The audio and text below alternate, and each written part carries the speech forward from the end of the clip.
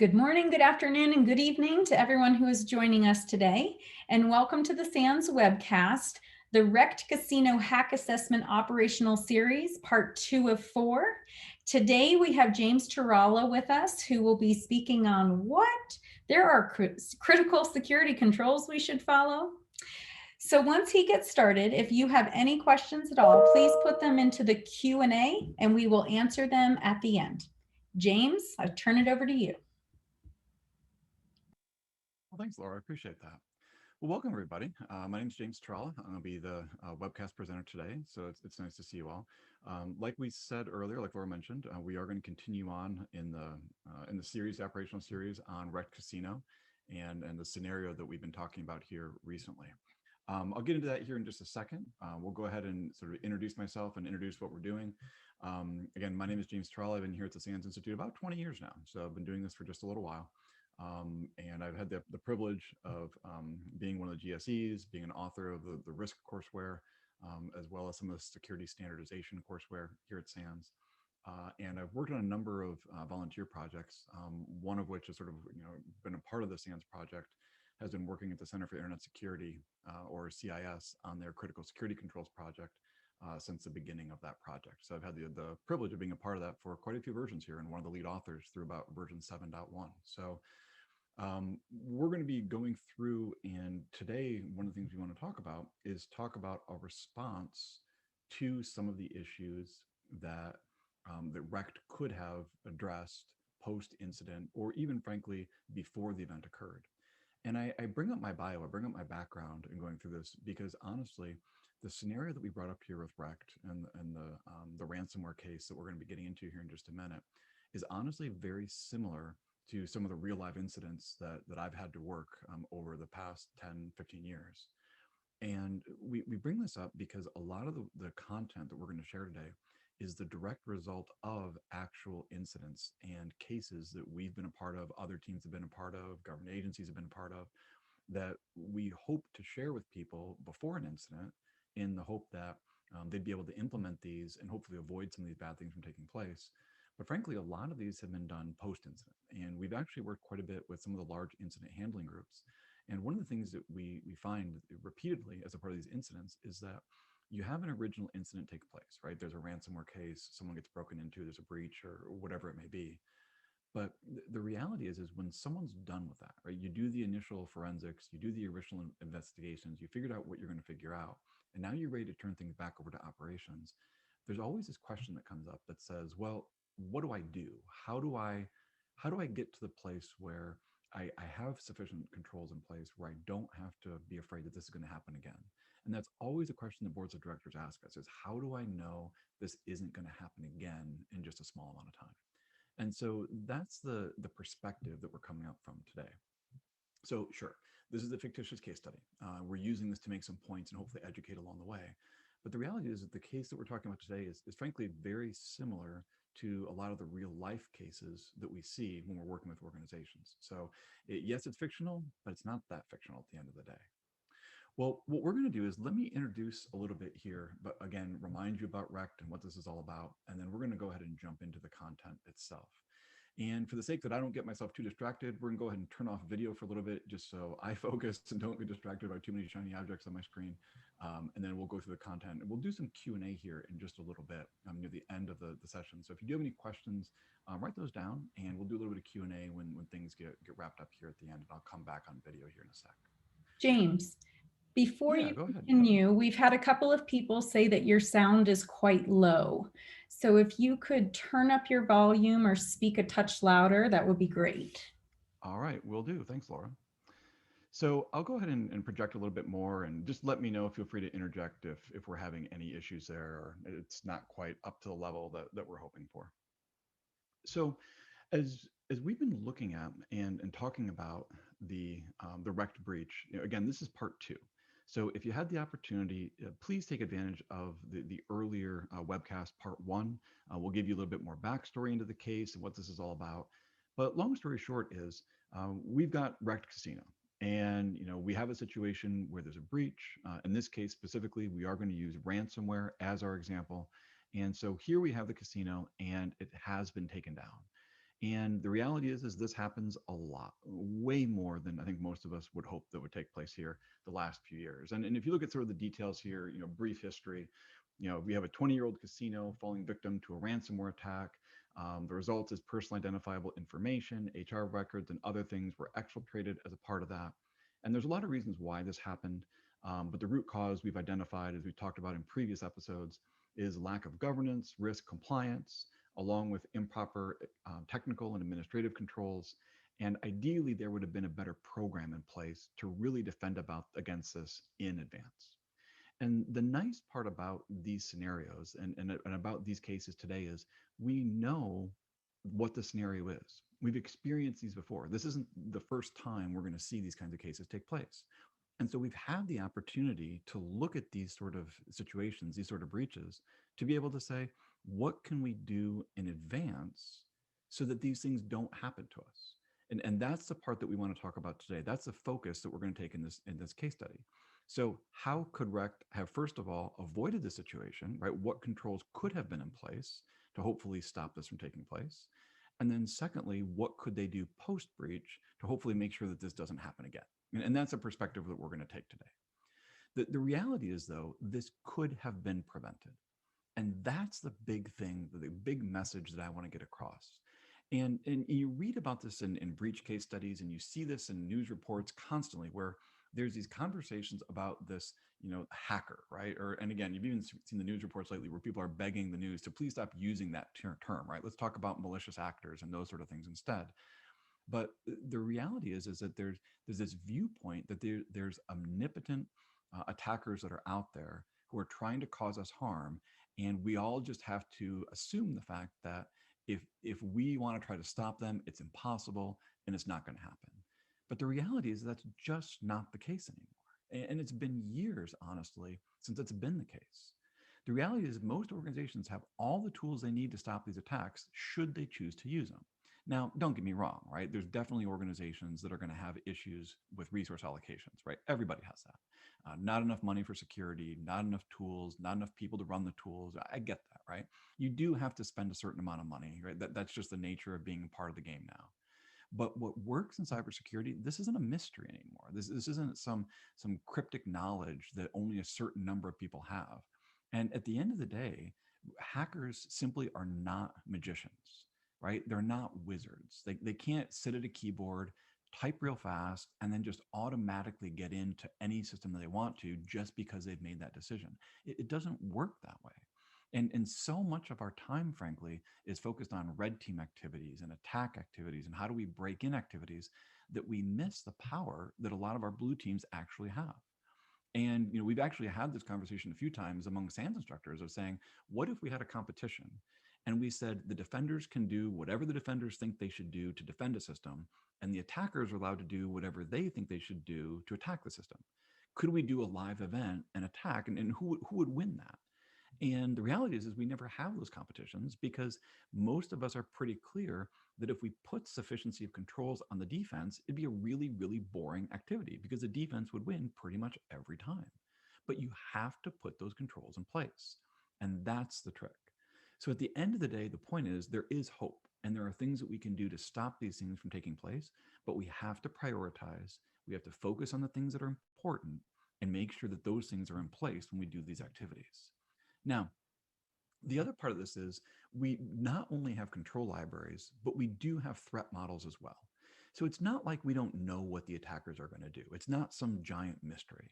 Again, we have all kinds of good models that are out there. I know a lot of you have seen MITRE and their attack framework, where you've seen their adversarial tactics, techniques, and common knowledge. The whole idea of what MITRE tried to do with this is to be able to say, we want to look at what are those advanced persistent threats or those larger, say, state-sponsored or cybercrime groups or really more organized groups doing to try to break into environments? What activities do they follow? And a lot of you will remember there's lots of other models similar to this. Center for Net Security has their community attack model. We look at Mandiant. Mandiant has had a similar model since the days of the APT1 case study that they put out years ago. So there's a lot of these attack models that are out there. And the point of it is that as we look at the activities that an attacker is going to be engaged in, we know what they're going to do. Now, we are going to respond differently depending on which of these issues it comes time to address. Like, for example, we know one of the first things an attacker is going to do is do reconnaissance. And so if you look at the left side of the arrow, you'll see recon is one of the first things an attacker is going to do, right? They're going to say, let's get as much open source information about the target that we can. Let's do things like who's on the board of directors, what's the domain names that they use, what's the email format that they use, can we get an employee list from somewhere? Is that domain showing up in any of the big breach case studies or the password vaults that have been leaked? Those sort of things. I mean, they're going to do their best to try to do reconnaissance. And the question comes up, okay, well, what do we do to stop reconnaissance? I actually had an Australian company come to me once and say, we have a board of directors, we're a publicly traded company, and we don't want people to know who our board is because we don't want people to do social engineering against them. And I said, well, unfortunately, there's not a lot you're going to do about that, right? You're a publicly traded company. People need to know this information. A lot of it's going to be public. You're not going to hide that information. So you got to be balanced on some of these things. And so there are definitely going to be steps in this process like recon or weaponizing, for example. You can't stop an attacker from building a weapon. You can stop the weapon from being useful, but you can't stop them from building it. You can't stop them from trying to deliver it. But what you could do is hopefully put a block in place or a control in place where an exploit doesn't work because of the weaponization and delivery that they've done. So those are the kinds of things where we start to look later in the process, basically from exploit to the right, is there we know that there are specific steps that can map to these given activities so that we know and have a confidence that we can stop these things from being realized. So we know how the attacker is going to get in. In fact, if I did a poll right now, I bet most of you could identify, what's the number one way attackers are getting into organizations in 2020 and 2021, and it's a pretty obvious answer, right? Phishing attacks, right? Email-based attacks are still the number one way that organizations get that foothold, that initial breach that takes place. And the reason being is because it just works. Symantec did a study a little bit ago that said if you wanted over a 93% likelihood of breaking into a company via a phishing attack, you had to send them 7 emails, or your campaign of malware had to include at least 7. And once you pass 7, you had almost 100% chance of actually getting in. And how many of you do social engineering exercises where at least one person clicks on the link or puts in credentials as a part of the breach? It just happens, right? And we all know this, right? We all know that this is probably the most common way things happen. So as we're building our defenses, we need to keep those things in mind. If we know what the bad guys are going to do, then we can put controls in place to make sure that those things don't actually take place. And that's what this is all about. So we start this process knowing what the threats are, and we know how the attackers are going to break in. So let's map that to controls that we believe are going to be effective in stopping those threats from being realized. And this is all work that's been done. So the reality is then is there's a lot of defensive control catalogs that exist. So certainly I'm biased, right? Being a part of some of these groups and working with some of the groups that are actually defining some of these standards or frameworks. There are a lot of these that are out there. And you have to look and say, okay, which of these makes sense for me? So if I look at the threats that are there, the threats that I'm concerned about, right, which of these most likely maps to the threats that I've identified? And if we did sort of a full risk assessment process here, which is sort of beyond the scope of what we're going to try to do in this webcast, but what we would typically do is we would do an inventory of threats. We would go ahead and prioritize those threats. We would model those threats. We would take our results from our threat modeling and we would tie that back to a control library, a control inventory, right, of every control we thought was possible. And we would map all of the prioritized threats against the controls in our control library. And the results would be a prioritized set of controls in a catalog that we would want to make sure that we implemented. And that's sort of risk assessment, or for the sake of control selection in a nutshell, right? So the 10-second version there. But at the end of this, if you don't want to do that process yourself, the nice thing is there are a lot of good control catalogs that exist today. You have traditional ones like 853, which of course just had its big revision last year. You've got things like 800-171, or sort of the new offshoot of that is getting a lot of popularity, the Cybersecurity Maturity Model Certification, or CMMC, which is sort of an offshoot of 800-171. Or sort of, I'll call it a mashup, right? A mashup between 800-171 and the CIS controls, basically, right? The two of them sort of merged together. But others, I mean, you have the ISO series, you've got COBIT out there on the more governance side. Of course, the CIS critical controls, like I've mentioned earlier, that's a little more technical in nature. And there's literally dozens of other frameworks that are like this. Countries around the world have designated laws around this. State governments in the US have done that. There's all kinds of industry bodies that are doing this, right? But we know these catalogs exist. Now, not all these catalogs are created equal, and we'll talk about that here in just a couple of minutes. But the reality is this research is out there. So we know there's an opportunity to learn from what's there.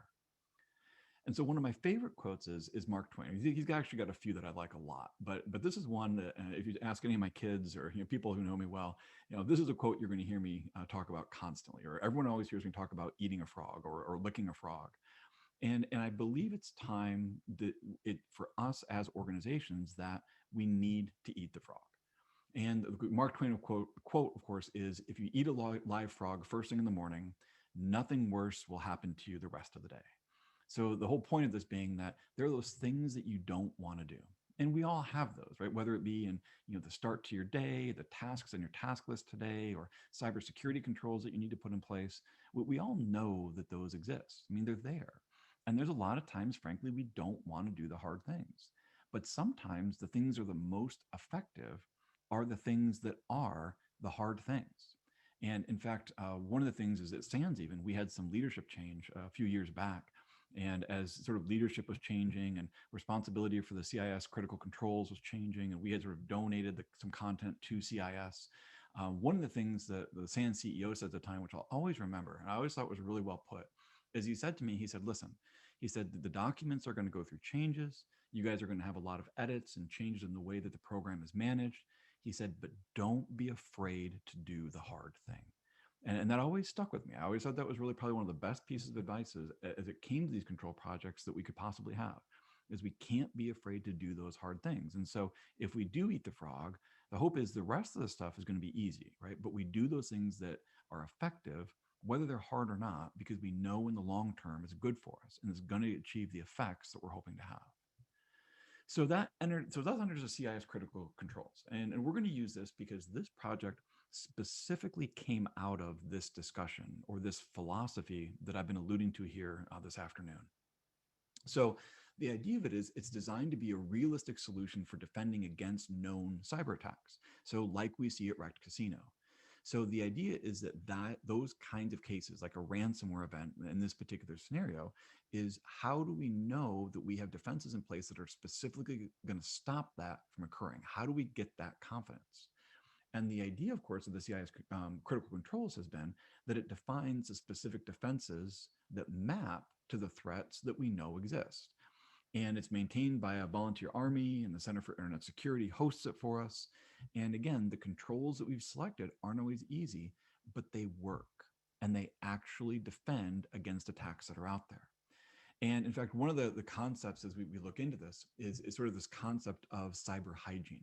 And it's a principle that we've tried to put as the foundation of a lot of the work that we've put into this project. And the idea of it has been that one of our former CEOs at CIS was a lady by the name of Jane Liu. And Jane was former Army signals intelligence. And she would always say that with the new technology, she didn't always understand all the newer technology that was coming out specifically to stop these attacks, but she knew what hygiene meant. And she would always say that I remember going to my dentist and asking my dentist, what do I have to do to make sure I don't get gum disease? Because I don't want my teeth to fall out. And her dentist would always tell her, listen, if you brush your teeth every day, if you floss, and if you have regular dental checkups, you're going to be fine. Just make sure you do those things. And Jane would always say, okay, but what else can I do? Like, isn't there fancy vitamins I can take or fluoride treatments or other things? And the dentist would always say, sure, you can do all those things, but what's going to stop your teeth from falling out are those first three things I mentioned. If you just focus on hygiene, do those important things, the rest of the things can always help, but those first three things are going to be what make a difference. And so she brought that concept to us when we talked about the technology controls to say, what are the core things we need to do to make sure that we actually defend ourselves? And let's set a list of priorities. We have a lot of contributors to the project, right? These are not just people who do this sort of part-time. You're going to see a lot of really intelligent people who know about the threats that are out there who are contributing to these projects.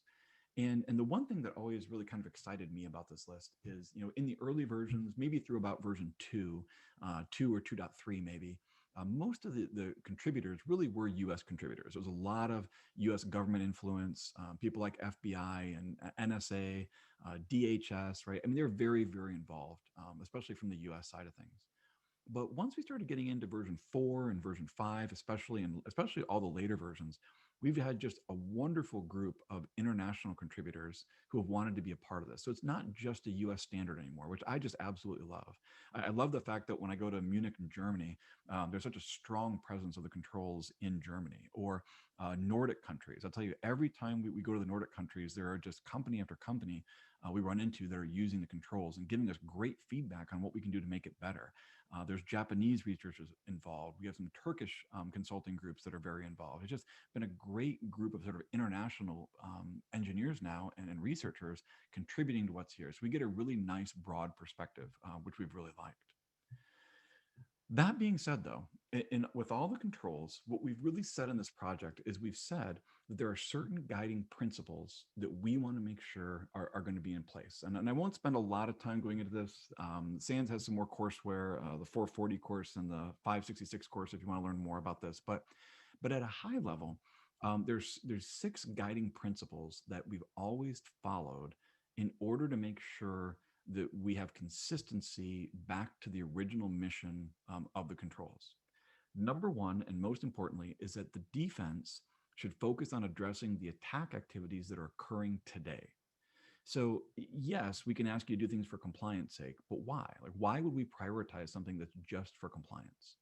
And so our focus really has been on what are the things that we can do that actually stop the attacks that are going on today. And so the other way that we've said this a couple of times is that the offense needs to guide the defense. And that's been the phrase we use a lot. Right? The offense must guide the defense to help us understand what are they going to do, what attacks are they going to try, and how do we stop those. We need to make sure when we understand what those defenses are that we're consistent with those controls. A lot of people will say, well, James, isn't that the principle of uniform protection? And doesn't risk management always tell you not to consider that? Well, I don't know that that's true. I think that's overly generalized, to be honest. I think there are certain core hygiene controls that we do want to make sure we're implementing consistently in order to get the results we're hoping for. We also want to make sure we're automating those controls as much as we possibly can. So we want to make sure that we have that in place. We also want to make sure that these controls are going to be primarily technical in nature. That's one thing you're going to notice is that every one of these standards that we talk about is going to be focused specifically on a certain set of controls, so the things that they're really comfortable with. And the goal of this project has been that we wanted to make sure that we had specific technical controls in place. So when you have a situation like, again, Rekt Casino, that if you have someone who's gone through a breach, that there are specifically technical controls we can put in place to make sure the attackers aren't going to be successful into the future.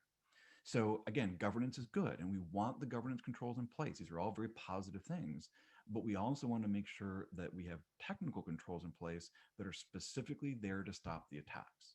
There's a phrase that Alan Poller a lot of times will use that, again, the founder of SANS, and Alan will oftentimes say that we have too many frequent flyers in information security today and not enough pilots. In other words, we have lots of people who can talk about flying a plane and have flown on lots of planes and have been upgraded to first class on a lot of planes, but we don't have a lot of people who actually know how to fly a plane. And that's one thing that we want to make sure with the controls that we're doing is we're giving you very specific how to fly the plane advice so that you know what you need to do specifically and technically in order to defend your environments. And that's been a big part of our goals here for the last, 13 years now. We also want to look at root cause, make sure that we're focused on that primarily.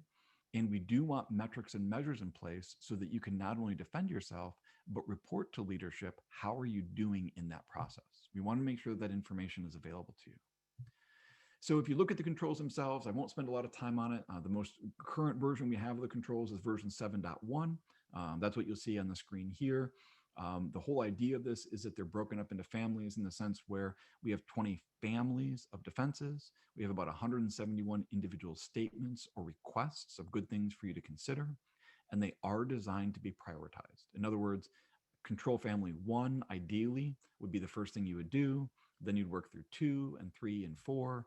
But the basic controls you'll see on the left, these are the hygiene controls that we honestly feel like every organization needs to participate in. That these are the things that we all have to do consistently if we want to be effective at our defenses.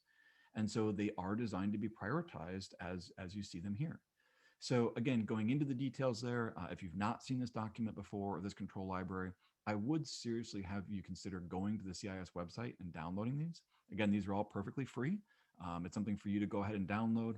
Again, we have a metrics guide there for free. We have the control library is there. I mean, all of these are there for you to download. Again, it's all under the CIS controls there at cisecurity.org. So this is version 7.1. I will let you know too on the horizon to be watching maybe the May, June time period. CIS is going to be releasing version 8 a little bit later this year. So if you've not seen that, that's going to be coming out very soon.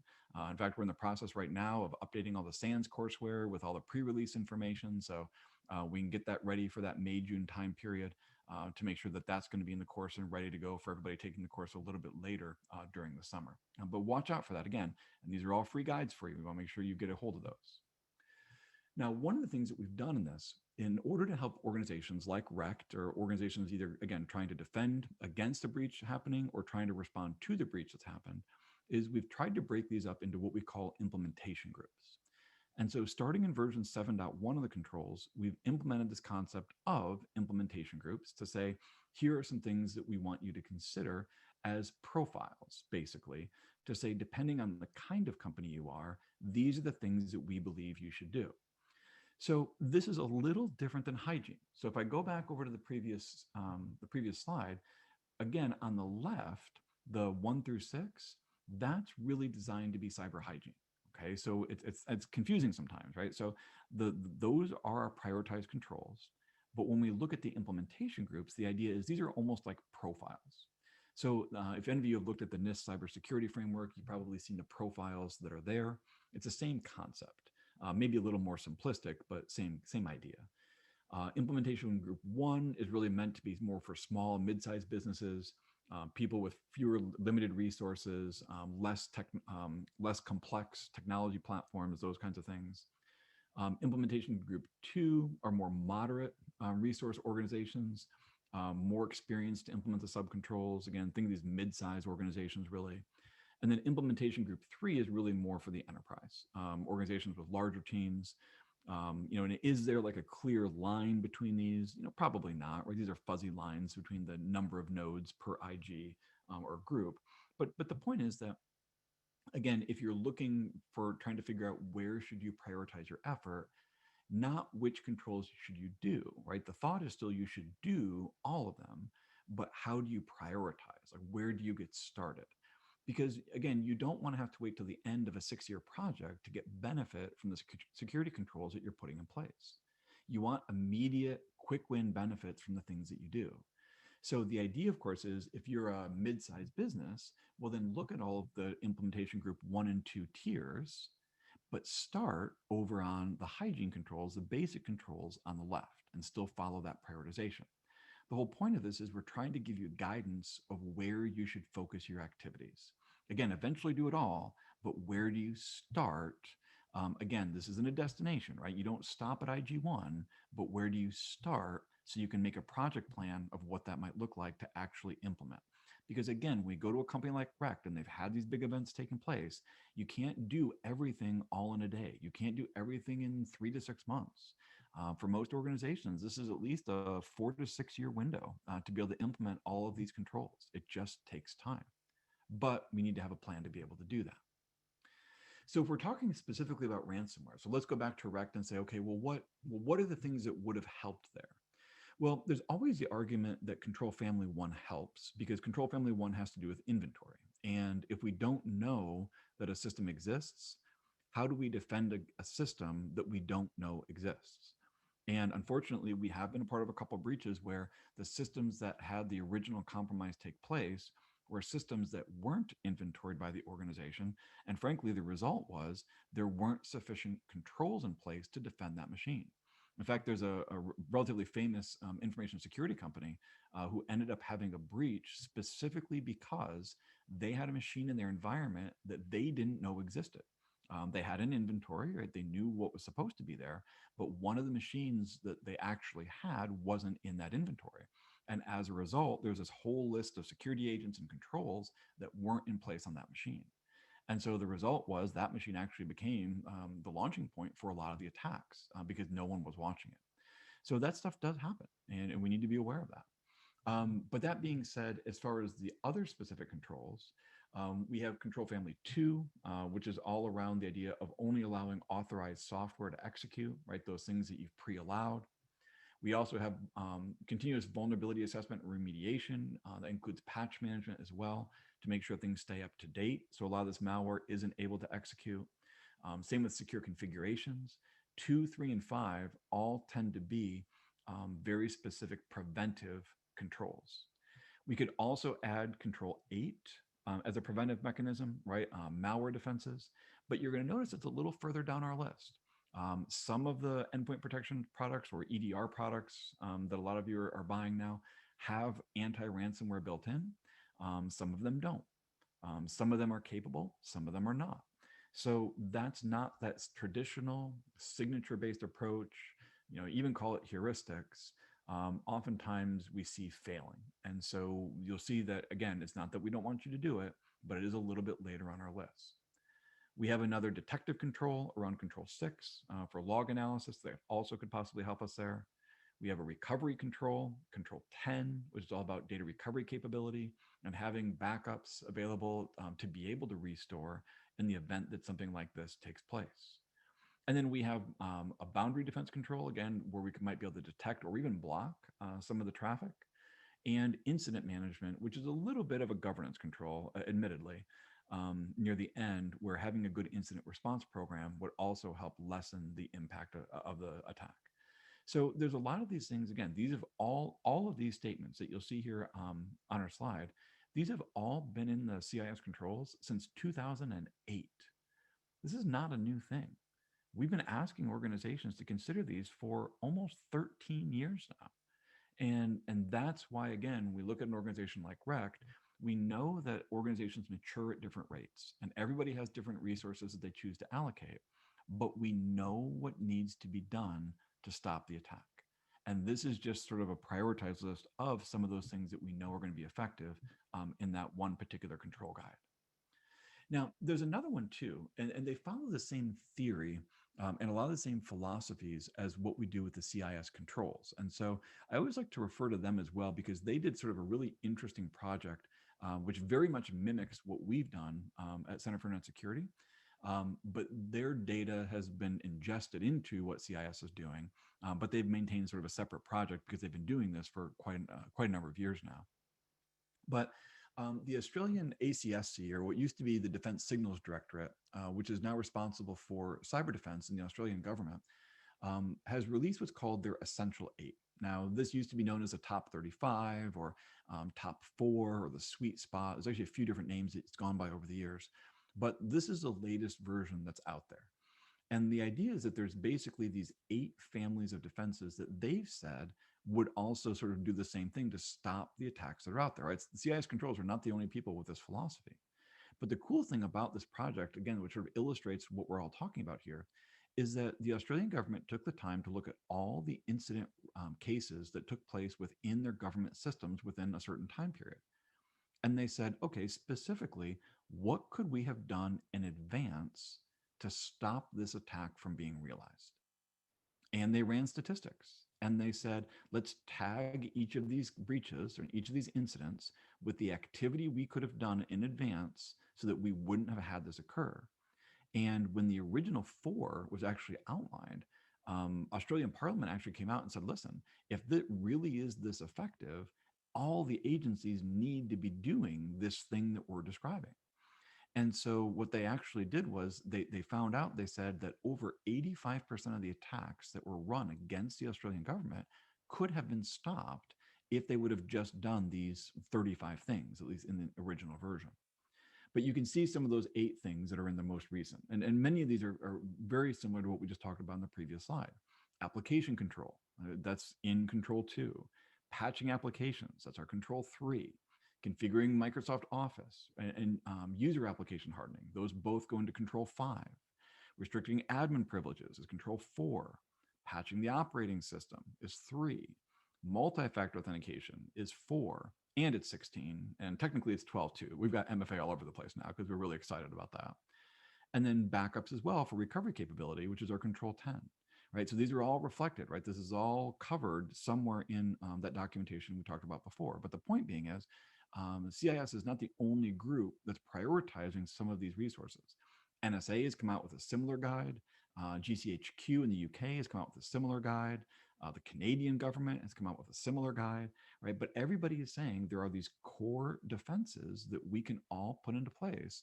And if we simply do these controls, then some of the breaches, like we see with Rekt, hopefully won't actually take place, right? Again, we know what the good things are that we can do to better defend ourselves.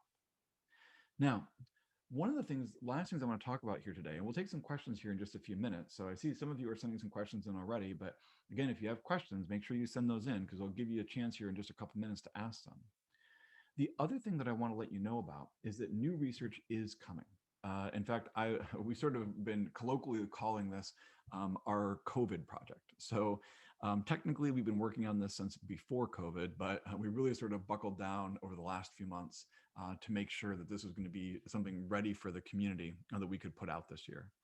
But in the next couple months, what you're going to see, basically around the April-May time period, is that we've got a bunch of new research coming out. One of the things that we talked about already was the new version of the CIS controls. And so I mentioned to you version 8 will be released around the May timeframe, which is about the same timeframe the rest of these resources should be coming out as well. And the nice thing is that pretty much all this research is done. We're all just working with our marketing teams and our desktop publishing teams and everything to make sure things are nice and pretty and usable and they make sense to everybody, grammar checks, all that fun stuff like you'd expect. But we're really just trying to get this out the door here within the next few weeks. So some of the new things you're going to see, some of you might be aware years ago, myself, my wife Kelly Tarala, and a few others released something called the Open Threat Taxonomy.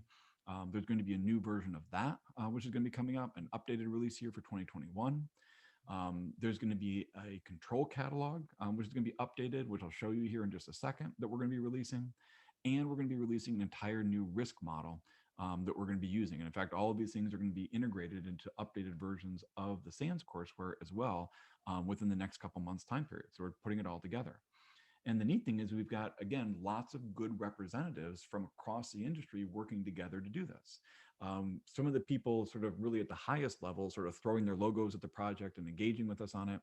The SANS Institute has been very involved. The Institute of Applied Network Security, the groups that I'm with at Enclave Security and Audit Scripts, or many of you know John Strand's team out at Black Hills, has been very influential on this.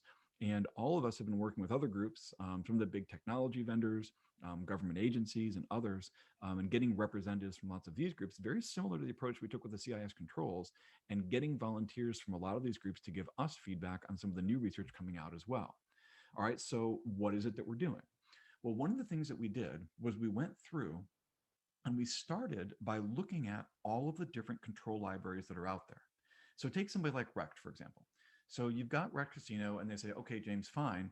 You've got, dozens of control frameworks and libraries that are out there. So how do I know which ones I should actually do?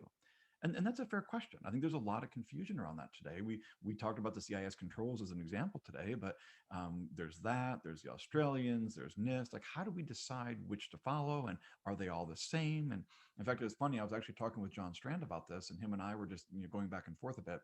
And he said, James, he said, honestly, before we started this project, he said, I would have told people that all control libraries are basically the same and just pick whatever one you want.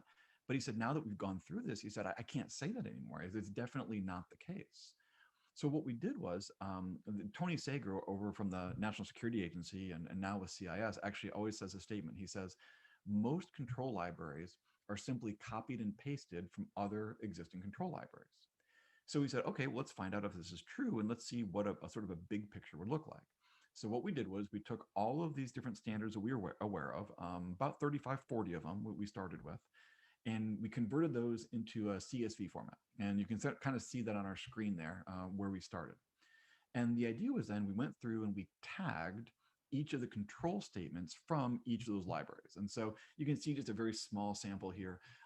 Ended up being a couple thousand statements that we ended up having to parse, because we literally took every line, every control statement from each of these standards that were out there and put them into this giant spreadsheet that we basically started to maintain. And then from there, we started tagging each of the statements that were in place. Now, once we had done that, what we did was we went through and we consolidated, or what I might have argued to call it, we normalized those statements. So on the left-hand side, what you'll see is we took those 2,000-ish statements from these 35 to 40 frameworks, and we said, all right, how do we take those and consolidate all those together or normalize those so that if I did just this one list of things, I would know and have confidence that I was in compliance with every one of the statements from every one of those guides. And so long story short, we basically ended up with about 400 statements that were basically unique statements from across those 2,000 standards or controls that were listed from the frameworks I mentioned. So we basically normalized it to say, what specifically would I have to do?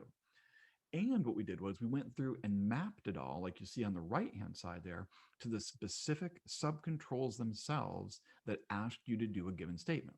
So for example, if you look at the screen here, these are some very basic governance controls.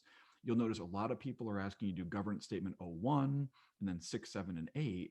But notice that 2, 3, 4, and 5, there's not as many people who ask you to do those. So the neat thing is once you've got it completely mapped, those 400 statements, you can use queries, or we were just using Excel to go through and say, let's filter out and only do the things that are, let's say, based on ISO or whatever it may be. So for example, I was working with an organization last fall, and what we did was they had to follow ISO for certification reasons, and they also wanted to follow the CIS controls. So they said, show me all the statements related to the CIS controls and related to ISO, because those are the ones we're going to do. And so we took the 400 statements that were in the list and we shrunk it to a smaller list, just the ones that were required by the CIS controls or by ISO 27002. And so we give ourselves the ability to run queries now against this. The other neat thing then is we started to do comparisons of all of those different control libraries against each other. And this is the thing I said that John and I started to talk about. So what we discovered was, if you look on the left-hand side, these are all examples of, this is again just a small piece of it, this is a little bit bigger spreadsheet than this, but those are all the control systems on the left that you would need to have in place in order to fully implement all the controls in that library. And so what we did was just a very simple count. And that's what you'll see in the common control count. Those were those normalized controls and how many times that system would be called on in order to implement one of the controls. Then what we did was we did a count of the same thing from all the other standards that were out there. And you can start to see some examples. Now, you're going to have to sort of look at this a little bit, but here's some interesting things that started to show up then. So look on the left-hand side, and you'll look at some of the infrastructure controls in place. And one of the things you'll see, it's the fourth one on the list, is patch management. So if you're not looking at the screen, you're going to have to kind of look at the screen to be able to see this. But look at patch management. Again, it's the fourth one, the fourth white box there on the left. And you'll notice that when we normalize the list, there was basically 3 common statements that everyone was saying that you should do under patch management. Now, of those 3, the CIS controls, look over one box, asked you to do 2 of those 3 things. Okay, interesting, right? Interesting that it wasn't fully there. It's something we're going to have to look at in future versions of the controls, but something we noted. But then look over to the right beyond that. Look at the cybersecurity framework, right? The couple of versions there. ISO 27002, NIST 800-171. None of those had any statements specifically asking you to do patch management. And that made me scratch my head. And I said, wait a minute, why don't we have that there? Why isn't that in place? Or look up one. Why is it that the CSF doesn't have any reference to application control? When the Australian government, for example, said literally that was the #1 thing they could have done year after year to best defend themselves. The #1 thing in all their research, but yet it's not mentioned in the CSF. The point of this being is all of a sudden now, because of the tagging that we've been able to do, we can now do much more detailed comparisons of control coverage between some of these control frameworks to find a common library and to see how people measure up against that. The last thing that we did then is we said, okay, but what about those prioritizations and such? So we started to do our own tagging also. So similar to how the CIS controls those implementation groups, we decided to add priority levels mapping back to Carnegie Mellon's CMMI, which I know a lot of you are starting to use more and more for doing maturity mappings. So we said, okay, what does hygiene look like? And we tagged it as priority one. What are more managed controls? What are more defined controls? And again, we've mapped all that out. Not only that, we map these against ICS systems, SCADA systems. Which of these are applicable in those environments? Which are applicable in cloud environments? Which are applicable in small to mid-sized business environments? What's applicable in software as a service versus infrastructure as a service? So we tagged all that. So that way, depending on the kind of environment you're working in, it makes it easier for you, hopefully, to figure out which controls actually need to be put in place. But the point is this is no longer vaporware, right? People have talked about doing these sort of things for years. And well, we found ourselves sequestered and had COVID going on and thought, well, what can we do with ourselves? We thought, wouldn't this be a good thing that we could maybe give to the community? So the idea is we wanted to put these things together to put more control oriented resources in your hands so you can make better decisions. Again, we're going to argue that these documents are already done, right? They're out there in the community. You can get these things for free. Rekt had access to this. You have access to this. So you can make those decisions now. Again, it's not wizardry, right? This isn't cryptic. This isn't some secret knowledge. These are things that are out there and freely available to you. We just have to do the work, right? It's time for us to eat the frog. So what do we do from here, right? So let's say you're a cybersecurity professional. Let's say you're working for Rekt, right? What do you do next? So it's great to learn from presentations like this. And I'm really glad that we have everybody here today. I'm always excited to be a part of the SANS webcast and always see so many faces and so many people involved. This is always great. I always love seeing everybody here. But as we're talking about this, it's more than just learning, right? Ideally, what we always want to see is action. And so I would ask a couple questions. These are questions that I like to ask to any organization that's thinking about going down this road. Is number one, has your organization's leadership formally chartered a program to address these issues? Or is it a situation where security engineers are doing their best in their free time to make stuff happen? Ideally, again, your organization has chartered this as a program. This should be an official organization sanctioned program with resources and leadership and accountability like any other program you'd put into place. And from there, have you established a committee to make a decision to say, what are the common set of objectives or cybersecurity controls that you know you need to do to achieve your business objectives? And you saw the control libraries in the beginning of the presentation. We talked about the CIS controls. We talked about the new library that we're releasing with that new research. Again, you decide what you're going to do, but the research is out there for you to make those good decisions. Use what's there. At that point, have you assessed yourself against that? Have you done a gap analysis to see what you've done versus what you need to do compared against your goal? All right. Again, the goal isn't the assessment itself. The goal is for you to know what's missing so that you can help leadership understand what you're not actually doing today. And at that point, once you know what your gaps are, the question, of course, is then do you have a plan to address the most critical gaps that you've identified during that assessment? So if nothing else, again, we want to give you sort of a little bit of a playbook here that you can consider following so you know what you need to do, hopefully, to get some better results there. Again, you don't have to follow the CIS critical controls. We talk about that a lot, but you don't have to follow those. But you do need a strategy for defense. And Rekt had access to controls before something bad happened. They had them available after. And so the direction, the tools were available for them to avoid the situation. And the same could be true of you. So we hope that proactively you're looking at some of these resources to make that plan.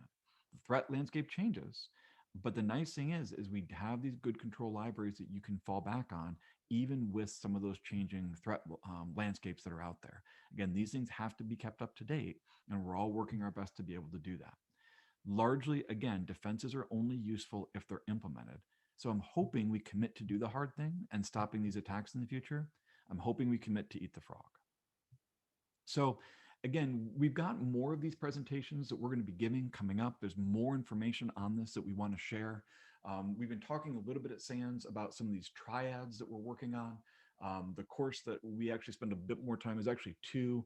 We have the Management 415 course, which sort of introduces risk concepts, but most of what we're talking about today is sort of expanded on in the Security 566 class. So if you want to learn more about those things, I mean, certainly we'd love to have you there as well in one of our live online formats right now. And we are going to have more in the series coming up soon as well throughout the month of March. And again, you can see part 3 and part 4 are coming up here. Part 3, we've got one more presentation that we're going to be giving here very soon. Basically, again, looking at security operations side of things. And then all of us are going to be on a panel a little bit later in the month talking about sort of how do we integrate all these concepts together. So we'll be doing that here a little bit later in the month as well. So we've got a few minutes left, and with the time that we have available, I know, Laura, you said you're going to give me a hand here prioritizing some of the questions that are coming in. So maybe you can help me with some of those, some of the best ones to get started with here today. You bet. So the first one, the CIS controls seem oriented toward traditional walled garden LAN style of networks. As the world moves more and more and more toward cloud, specifically SaaS, the concept of the traditional network kind of goes out the window.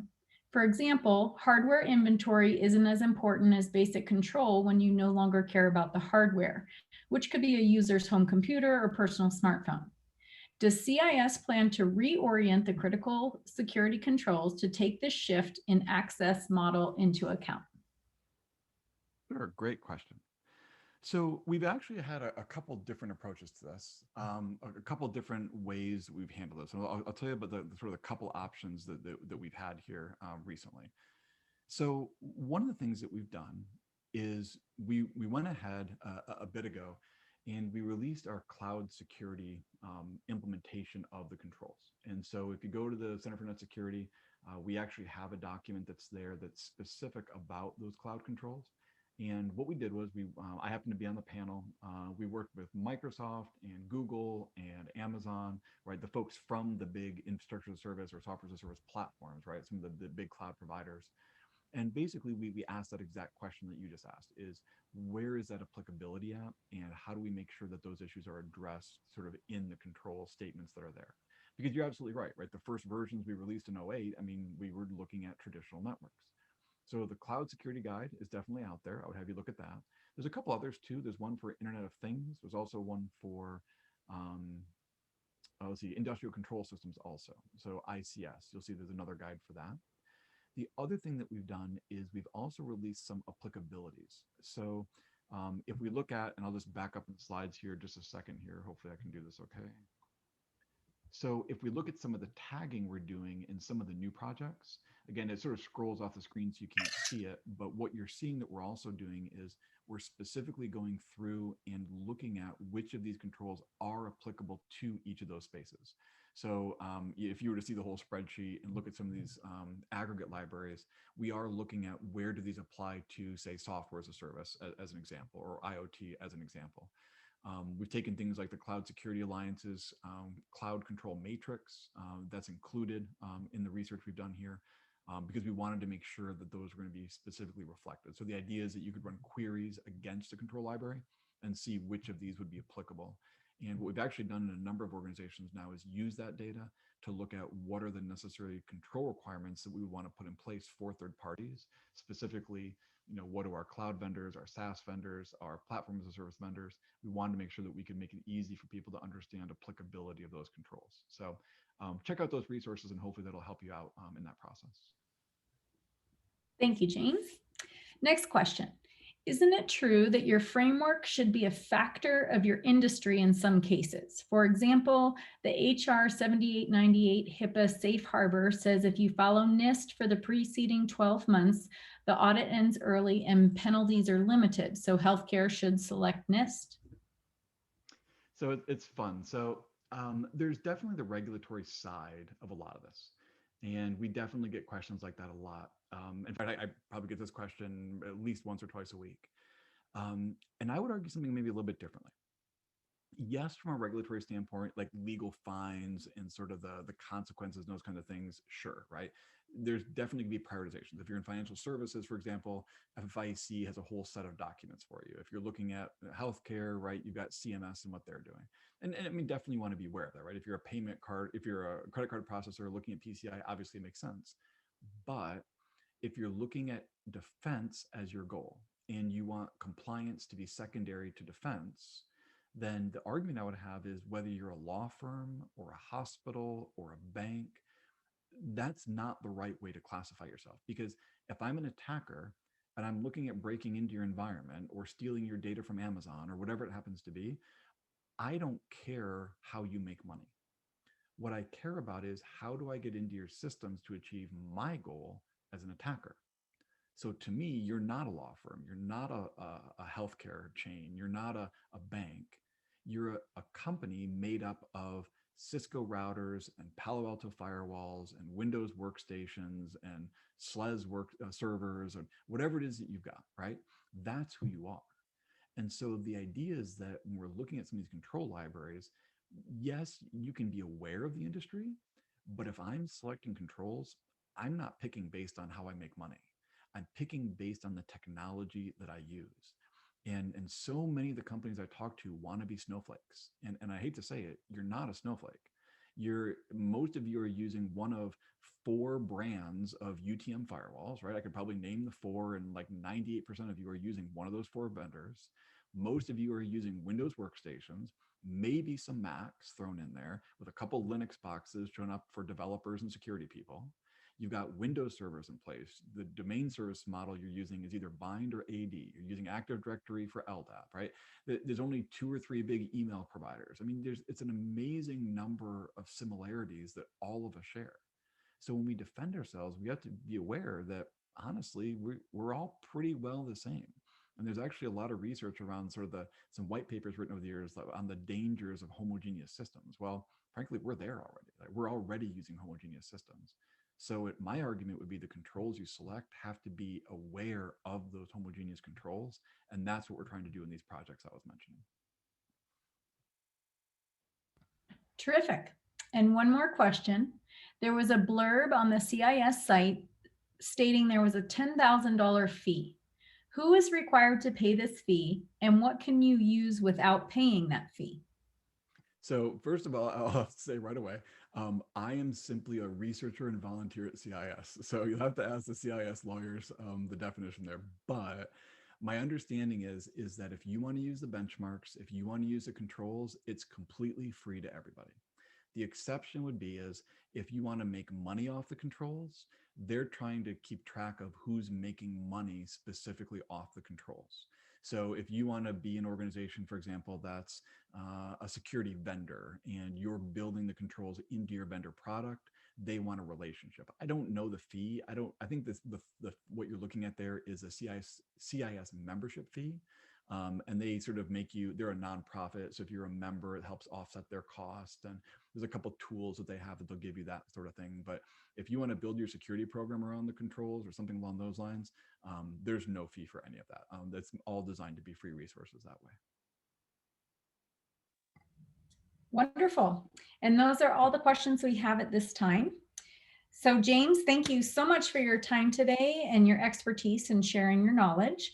And we look forward to seeing everyone next week. Same bat time, same bat channel, Wednesday, March 17th at noon Eastern time for part 3, Security Operations Center, Ill-Equipped and Unprepared. Thank you all so much and have a wonderful rest of your day.